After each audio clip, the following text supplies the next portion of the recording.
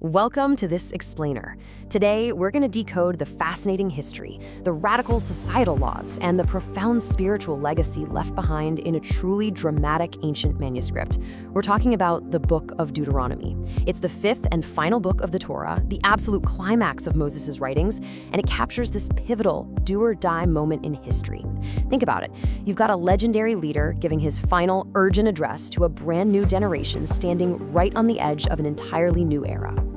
Here's our roadmap for the journey today. We'll be looking at the book's background, the covenant and God's attributes, the practical rules of the law, the concept of internal purity, the blessings and curses, and finally, Moses' dramatic farewell. All right, Section 1, Book Background and Meaning. Let's dive right in and figure out what this ancient text actually is and why it was even written. So the name itself, Deuteronomy, literally translates to the second giving of the law, or a repetition of divine instructions, which kind of makes you wonder, right? If you know the story, God had already delivered the law to the Israelites at Mount Sinai right after their epic escape from Egypt. So why on earth did they need to hear the whole thing a second time? What exactly went wrong? Well, the answer is actually pretty tragic. See, that entire older generation, the ones who stood at Mount Sinai and literally saw the miracles, passed away during a grueling 40-year wandering in the wilderness, all because of their constant rebellion. That means Moses, who is now nearing the very end of his own life, has to pass down this crucial wisdom to a brand new generation. The setting here is just incredibly dramatic. They're all gathered on the plains of Moab, just days away from stepping into the promised land. And Moses knows he's not going with them. So he delivers this massive, passionate farewell address to make absolutely sure this new generation doesn't repeat the catastrophic mistakes of their parents.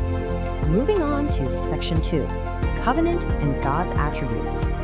What's really fascinating here is the actual structure of the text. It's formatted exactly like an ancient treaty between a king and his subjects. It's like a roadmap for the whole book. Chapters 1 through 4 look backward, remembering God's faithfulness in the past. Then, chapters 5 through 26 lay out the specific rules for how this new society has to operate. Chapters 27 to 30 drop a huge, high-stakes ultimatum of blessings and curses. And finally, chapters 31 to 34 wrap up the book with Moses' final days. It's a brilliantly organized piece of literature. And through this ancient treaty framework, we see some really distinct attributes of God revealed. First, he's called a jealous God. Now, that doesn't mean petty envy. It means he expects exclusive devotion and completely hates idolatry because of his fierce, protective love for his people.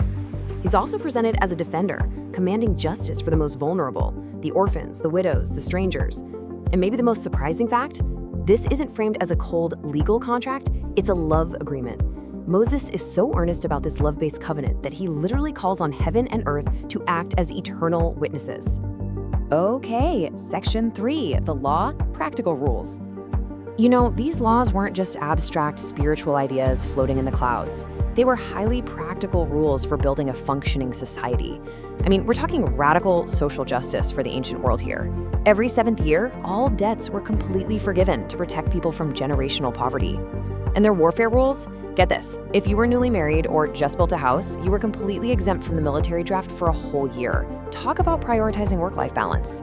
They even had strict camp sanitation rules, effectively practicing disease prevention thousands of years before anyone even knew what a germ was. Which brings us to Section 4, Internal Purity, Part Circumcision. But here's the kicker, all those amazing societal rules were actually pointing toward a much deeper internal transformation. In chapter 6, we find the Shema, which is the most sacred prayer in Jewish history. It says, "Hear, O Israel, the Lord our God, the Lord is one. Love the Lord your God with all your heart and with all your soul and with all your strength." It's not about just checking off religious boxes. It's about complete, wholehearted love. This is so central that Jesus himself quoted this exact passage centuries later. So the crucial point Moses is making is the massive contrast between just going through the motions of external rituals versus having true internal purity. He introduces this really vivid metaphor, circumcising your heart. Basically, he's telling them to cut away that thick, stubborn, rebellious exterior so their hearts can actually be sensitive and responsive to God. It's a foundational, totally paradigm-shifting concept that the Apostle Paul would lean on heavily in the early church. All right, Section 5. Blessings, curses, prophecies. As this massive speech nears its end, things get incredibly serious. Moses lays out a stark, unavoidable ultimatum for this new generation. On one side, you have the blessings, prosperity, peace, and God's presence. But that's only if they obey from the heart. On the flip side, the curses. If they turn to idolatry, they'll face severe punishment, devastation, and eventually exile from the land. He's basically looking right at them and saying, I have set before you life and death, choose life. He is placing the entire responsibility for their future squarely on their own shoulders. Tucked inside these severe warnings are some incredibly profound prophecies. Moses objectively predicts the long-term future of the nation. He talks about a coming Messiah, but he also accurately predicts that the Israelites will be scattered into foreign lands if they abandon the covenants, which is eerie, right? Because that devastating exile literally happened centuries later. But the prophecy doesn't end in despair. He promises that if they sincerely repent, they will ultimately be restored and gathered back together. And finally, Section 6, Leadership Transition, Moses Pharaoh. We've reached the dramatic, historical conclusion. The laws are given, the warnings are out there, and Moses knows he won't be crossing that finish line. To secure the nation's future, he officially passes the baton to Joshua, who had been his fiercely loyal right-hand man for decades. Moses then teaches the people a prophetic song, gives a deeply personal blessing to each of the 12 tribes, and prepares for his own end. This brings us to chapter 34. Moses is exactly 120 years old, and the text actually goes out of its way to brag that his eyesight was perfect and his physical strength was totally intact. Talk about aging well. So he climbs up Mount Nebo, and God allows him to look out and view the vast, beautiful expanse of the Promised Land. But man, it is so bittersweet.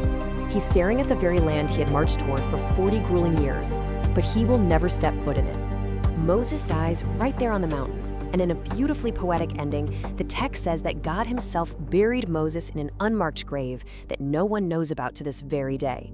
It's the ultimate transition. One massive chapter of human history closes, and a new generation steps into a promise.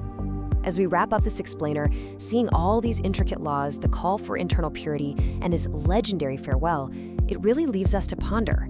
How does the foundation of this ancient transition, a text demanding that we choose life and love with our whole hearts, continue to guide the spiritual journeys of millions today? Thank you so much for exploring this remarkable ancient blueprint with me.